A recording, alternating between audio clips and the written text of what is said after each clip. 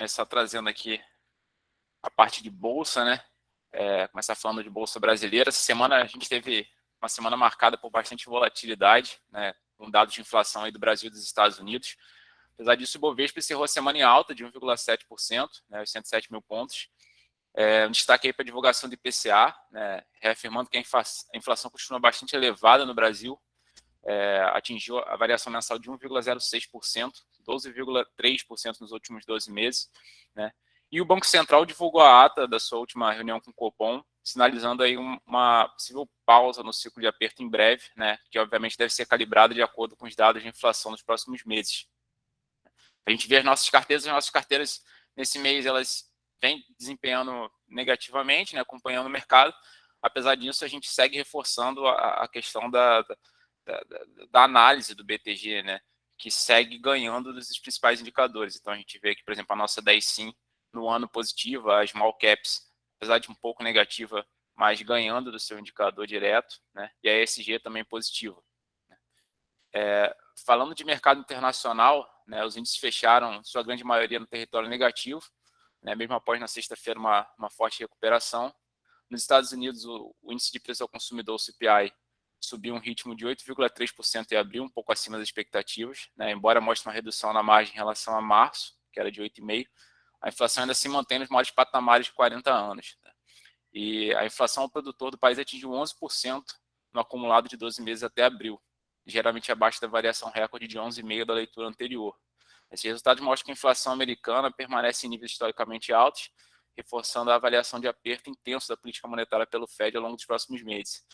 E sobre o Banco Central americano, Jerome Powell reafirmou que, no momento, a entidade monetária não considera altas superiores a 0,5% das próximas reuniões. Né? Contudo, ele pontuou que controlar a inflação americana, sem colocar o país em uma recessão, pode depender de fatores fora do controle do Banco Central.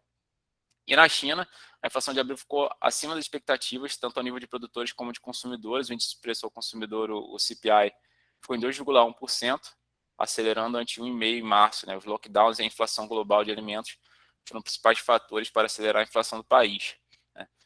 E a carteira BDR vem desempenhando um papel positivo esse mês, com 3,81%,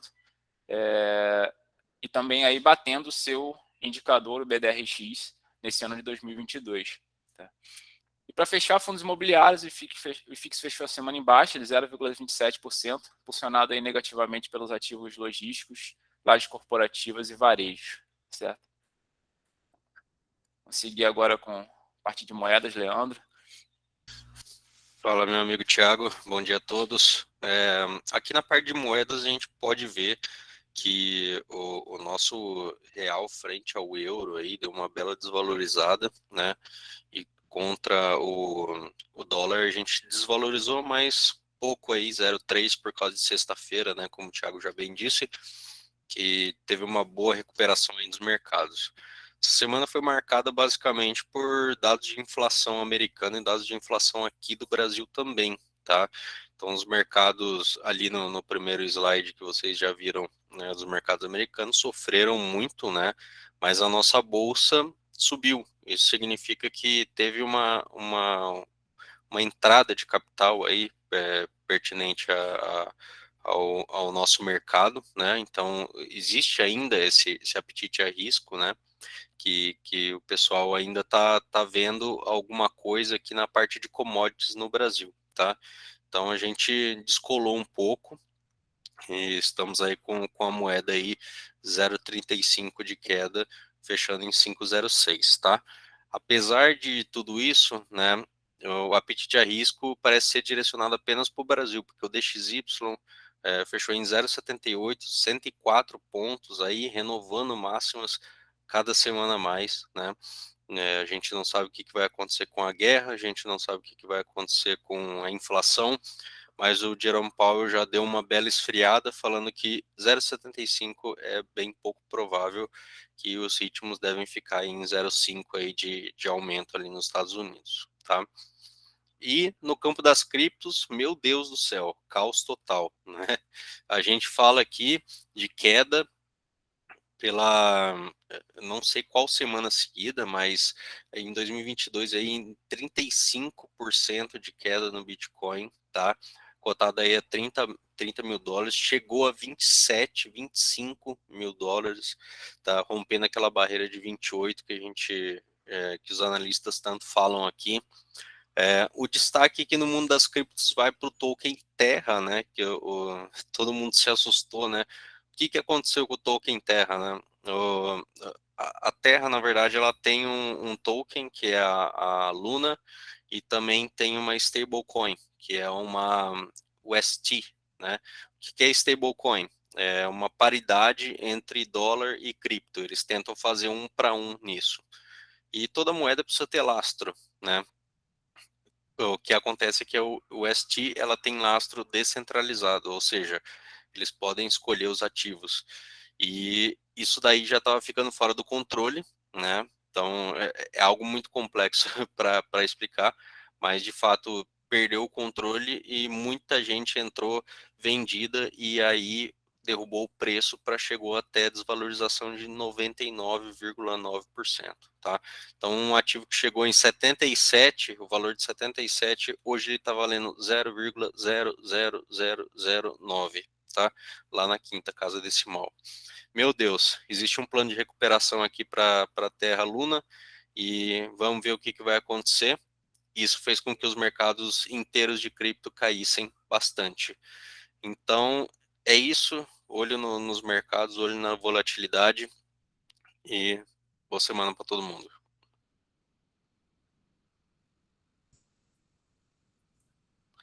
Bom, seguindo então com a parte de agro, o Alípio. Opa, bom dia, Mancini, bom dia, pessoal.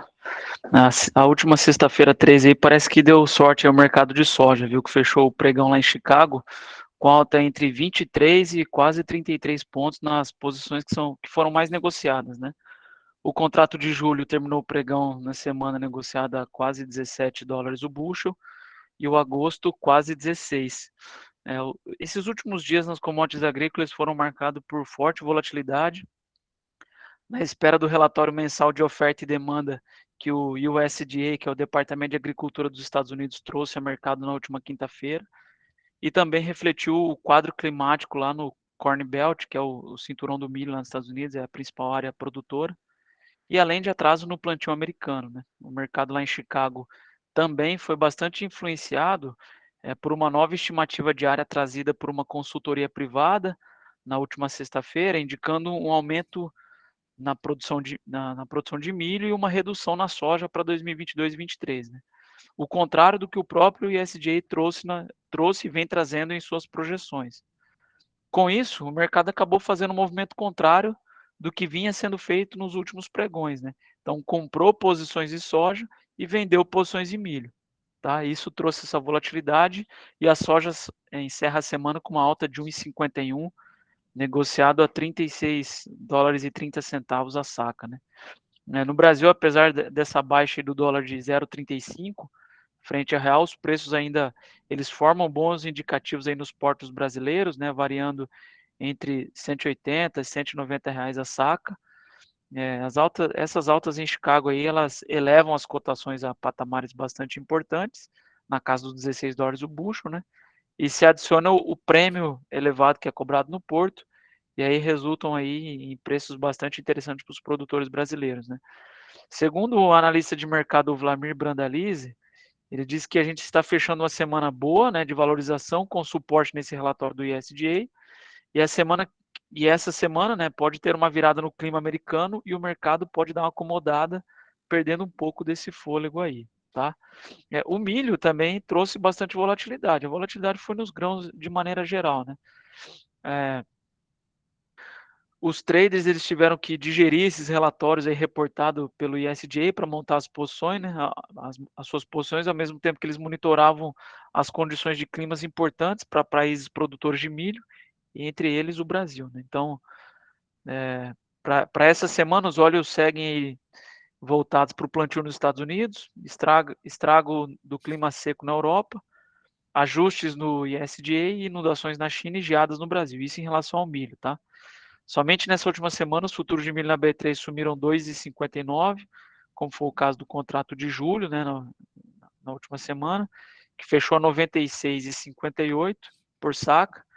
E nos vencimentos mais distantes aí, os indicativos acima de R$ 100 estão acumulados, tá? Eu acho que até essa informação que está na tela aí, eu acho que deve ser do contrato anterior, tá? R$ 86 aí a saca. Então, o mercado ele refletiu rapidamente essas preocupações com condições climáticas aí nas regiões produtoras do Brasil, principalmente depois dos alertas aí de geada para alguns locais, né? Em relação ao boi gordo, uma queda de 1,98 na semana, negociada a R$ 316 arroba. O boi no mercado físico ele vem mantendo estabilidade. O boi gordo ele segue sem muitas alterações no preço, sendo negociada na faixa de R$ 310 arroba, mesmo com crescente oferta sazonal de animais, tá? Na B3 teve um movimento de queda aí, então uma queda de quase 2%. E esses ajustes negativos, eles acabam atingindo o mercado de atacado de proteína, né? Do estado de São Paulo principalmente, por causa que a demanda interna ela está bastante enfraquecida, tá? Já em relação ao café, uma alta de 1,90. O mercado futuro de café arábica encerrou as negociações da última sexta com desvalorização, né? Para os principais contratos que são negociados em Nova York. Lembrando que em Nova York são negociados o café arábica e na Europa é negociado o café Conilon. O que a gente olha aqui é sempre o arábica, tá? O mercado segue bastante atento com a previsão de frio para essa semana. Ele acabou devolvendo parte das perdas aí das últimas sessões. De acordo com a análise de um site internacional, o Barchart, né, os preços de café da última sexta, eles ficaram mais baixos com a diminuição dos riscos para geadas no Brasil. Olha só, as previsões meteorológicas atualizadas nas últimas sexta, eles indicaram temperaturas ligeiramente mais quentes para essa semana no Brasil do que as inicialmente previstas, reduzindo uma chance de geada nas regiões produtoras de café. Não é isso que a gente vê para as demais commodities agrícolas, né? Então, essa informação aí cruzada de possibilidade ou não de geada, ela segue trazendo bastante volatilidade, né? O setor cafeiro continua em estado de alerta, né, acompanhando essas previsões do tempo. Segundo o Instituto Nacional de Meteorologia, os modelos continuam indicando um frio intenso, confirmando o risco para geada, principalmente no Paraná, São Paulo e Minas, né? Mas ainda não é possível saber a intensidade desse evento climático, né? E o mercado também segue de olho ainda nas questões logísticas que eu venho trazendo nas últimas semanas, né? Que voltaram a ser destaque com o fechamento dos portos na China, né? Então, o Conselho de Exportadores de Café, que é o Secafé, divulgou na última semana que os embarques de café no mês de abril tiveram queda acentuada em comparação com o mesmo período no mês passado, né? E de acordo com a Bix, a logística e a guerra também comprometem os embarques de café, e a Rússia zerou a importação de café solúvel no mês passado. Então, é um composto de informações aí, trazendo bastante volatilidade para as commodities agrícolas. Fazia tempo que a gente não via um cenário assim, né? Alta de 1,5 para 1, queda de 2 em outro contrato. Então, as commodities agrícolas seguem bastante voláteis aí nessa última semana. De olho no clima, pessoal. Bom, seguindo com commodities agora, com o Diego. Bom dia a todos. O Diego está indo para Curitiba agora de manhã, então ele está no trânsito, então eu vou substituir ele aqui. Nas commodities, o petróleo teve queda de 1,93%, né? Os preços do petróleo se mostraram conflitantes na semana, com a aproximação do fechamento do fim de sexta-feira, com referência global de preços. O Brent registrando uma perda semanal em meio a um período contínuo de espera por parte da Europa em relação ao embargo de petróleo russo, enquanto o petróleo WTI se manteve praticamente estável com a aposta de forte demanda no verão do hemisfério norte e de fornecimento limitado, empurrando os preços na bombas para recordes históricos. Tanto o Brent quanto o WTI subiram mais de 3% no pregão de sexta-feira, estendendo sua recuperação em relação à perda máxima próxima de 10% nos primeiros 2 dias da semana, desencadeando por medos de que os Estados Unidos pudessem entrar em recessão devido ao aumento de juros agressivos do Federal Reserve, para tentar conter a pior inflação em 40 anos. A suspensão do embargo europeu, especialmente por parte da Hungria, está limitando a escala do Brent, enquanto o WTI está desfrutando a glória da alta da crise do refino de combustível, que jogou os preços das bombas para níveis recordes. Alguns países da União Europeia disseram na sexta-feira que movimentos para proibir o petróleo da Rússia provavelmente seria adiado ao fim de priorizar algumas sanções contra Moscou. especialmente se o bloco não conseguir obter um consenso imediato de Budapeste para o embargo. Já no minério de ferro, teve uma queda de 3,35%. Os contratos futuros de minério de ferro fecharam novamente em queda, alimentados por preocupações com as taxas de juros mais altas e demanda ainda estagnada no mercado chinês. O ouro também teve queda de 3,96%. O contrato do ouro fechou em forte queda semanal e em meio às expectativas de que o quadro de inflação altas nos Estados Unidos leve o Fed a apertar a política monetária. As perspectivas para a política monetária impulsionaram o dólar nos últimos dias, o que ajudou a manter pressão sobre commodities. A valorização da divisa americana tende a tornar esses ativos mais caros para detentores de outras divisas, o que reduz a atratividade. A recente escalada de juros do Treasuries também prejudicou o ouro. Já nos DIs, Mancini pode passar o slide, por favor.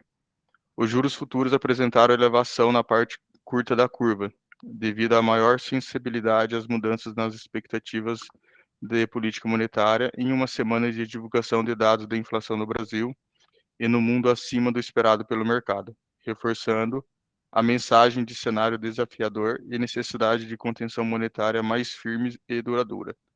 A elevação na parte intermediária e longa da curva, aumentando a inclinação da inversão à curva. A curva do juro real, a qual reflete as taxas de títulos do Tesouro IPCA, apresentou variação menos intensa em comparação com a semana anterior, com leve queda ao longo da curva e abertura apenas no vencimento mais curto de 2022. Para essa semana, o destaque no cenário internacional será a inflação ao consumidor na zona do euro e a inflação ao produtor na Alemanha, referente ao mês de abril, e a prévia do PIB na zona do euro do primeiro trimestre. No Brasil, teremos a divulgação de estatísticas fiscais. Devido à greve do Banco Central, continua suspensa as divulgações do IBCBR e do Boletim Focus. Obrigado a todos.